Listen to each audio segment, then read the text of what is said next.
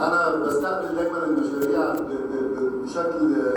سمعنا حاجه بقى، سمعنا الغنوه دي.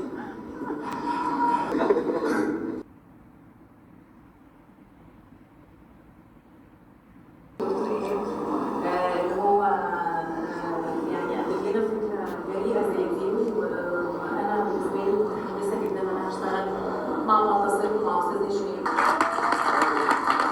سمعنا حاجه بقى، سمعنا الغنوه دي.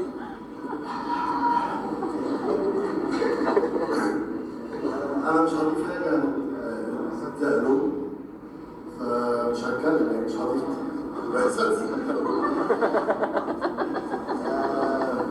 دايما الممثل ما بينفعش يتكلم قبل العمل.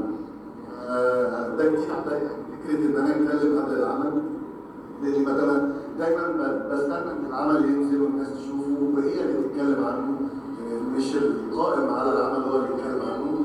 لكن انا ممكن اتكلم عن التجربه ازاي جات لي، وازاي انا امنت بيها، وازاي مصدق فيها، لا نتمنى انها تعجبكم. بدايه شركه الواحد يثق فيها بعد ما اشتغلت معاه بعد ما اشتغلت معاه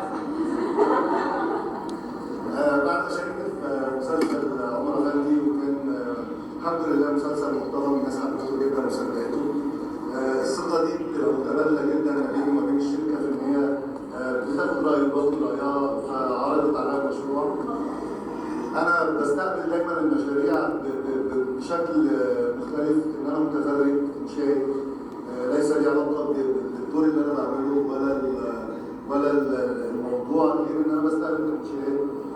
حبيت جدا المسلسل، حبيت جدا الفكره، بدايه من الاستاذ كريم ابو زيد والاستاذ احمد ابو زيد والاستاذ احمد بهاية، عاملين فكره محترمه، عاملين